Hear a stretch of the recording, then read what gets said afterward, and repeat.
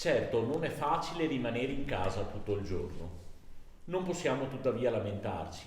Già il fatto che noi, i nostri familiari, i nostri amici siamo in salute è un regalo grande e il sacrificio della reclusione diventa un modo per collaborare con tutti coloro che anche a rischio della propria vita stanno lottando contro questo nemico invisibile che ci sta mettendo tutti a dura prova. Mi ha colpito molto, pochi giorni fa, l'intervista a Mattia, il cosiddetto malato 1 di Codogno, finalmente guarito. Ad un certo punto, insieme alla gioia di essere diventato papà e al dolore di aver perso il suo papà per il coronavirus, diceva che ora stava comprendendo quanto sia bello poter respirare.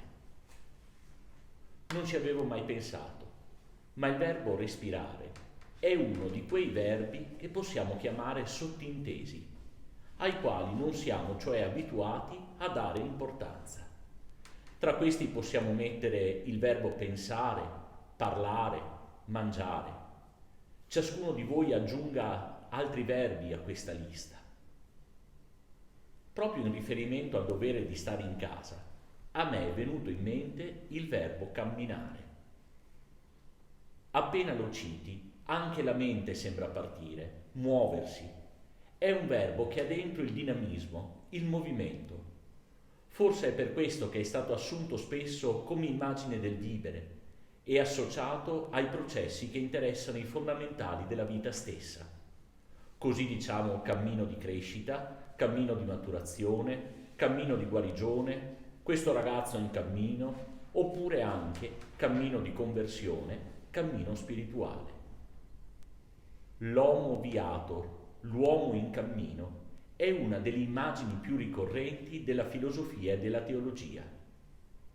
Un grande pensatore ebreo, ad esempio, Martin Buber, ha intitolato uno dei suoi capolavori Il cammino dell'uomo e una delle voci più insigni della facoltà di filosofia della nostra Università di Padova ha intitolato un suo saggio In cammino verso l'uomo.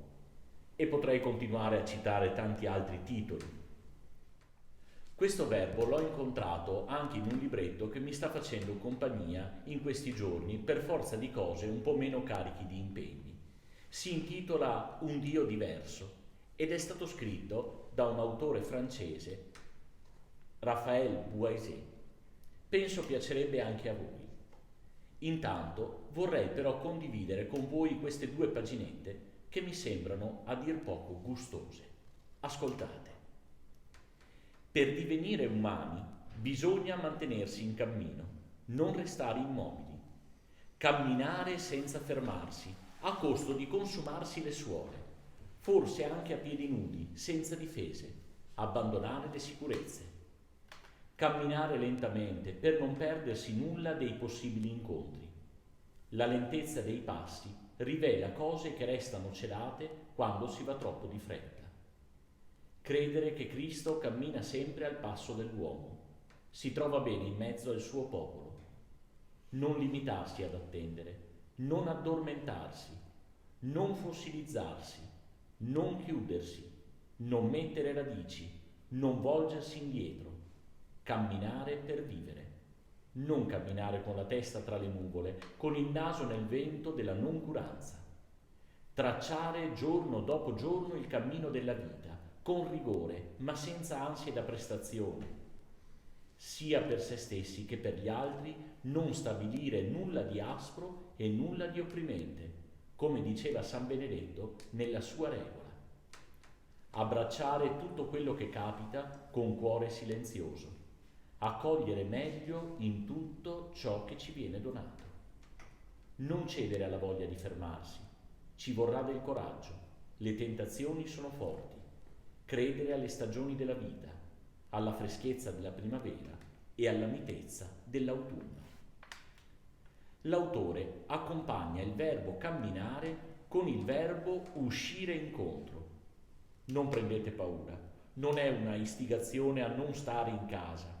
Anzi, attraverso le sue parole vorrei dimostrarvi che è possibile uscire incontro anche rimanendo fisicamente dentro, perché camminare e uscire sono due azioni che attengono, prima che al fisico, alla nostra mente e al nostro cuore. E allora cerchiamo di declinare insieme a questo autore l'espressione uscire verso, uscire incontro. Uscire incontro a ciò che accade, alla vita, non quella tutta rose e fiori, che non è che ridicolo romanticismo, ma la vita reale, anche nella sua dimensione tragica, quando si fa presente. Non volgere le spalle, non chiudere gli occhi, non fare finta che. Esserci, in piedi, arrischiare un passo e farne un altro dopo il primo, anche se dovesse costare un po'. Uscire incontro a ciò che accade e quindi prestare attenzione alla fragilità della vita nascente, al benché minimo mormorio dell'essere e ai desideri male espressi. Mantenere gli occhi aperti, guardare, osservare, contemplare, essere tesi verso. Ascoltare la vita che vuole vivere, anche se impalpabile, avere il desiderio di sentirla quella vita. Credere che ciò che accade è una promessa, essere pronti ad uscire verso, all'incontro, con i fianchi cinti e i bastoni in mano. Questo presuppone che si creda nell'altro, nella vita, nel domani, un po' anche a se stessi, che si custodisca nel cuore il necessario a priori di speranza e di benevolenza su ciò che verrà, che è nuovo e persino inatteso, anche se ciò che accade è in contrasto con i nostri progetti, anche se disorienta. Deporre per quanto possibile il filtro di qualsiasi giudizio preventivo, salvaguardare colui che ci viene incontro, soprattutto se è una persona qualunque. La vita è fatta di incontri, dell'uno che viene e dell'altro che va, dell'uno che arriva e dell'altro che parte, di due che sono in cammino, di passaggio, in genesi, in divenire. Partire e ripartire ancora, arrischiare qualche audacia, non ripiegarsi mai, mettersi insieme in cammino verso la libertà e su quel cammino lasciare che la parola risuoni, uscire incontro alla parola che viene a noi attraverso altri, non fare in modo che le persone vengano a noi, ma uscire incontro a ciò che accade e a coloro che arrivano. Non rimanere mai accovacciati ad attendere, non riproporre passivamente cose, gesti, modalità di relazione, parole, riti, idee. Lasciarsi scuotere, raggiungere, toccare, amare. Non credere mai che il cammino sia terminato. Non credere che gli altri debbano semplicemente venire. Spiarne l'arrivo, desiderarlo. Rallegrarsi di vedere che si sono messi in strada, uscire loro incontro e, se necessario, andare altrove, insieme, né da me né da loro, altrove, verso l'avvenire. E allora, cari ragazzi, buon cammino interiore, uscire verso, andare incontro, rimanendo a casa, felici di esserci incontrati anche questa settimana.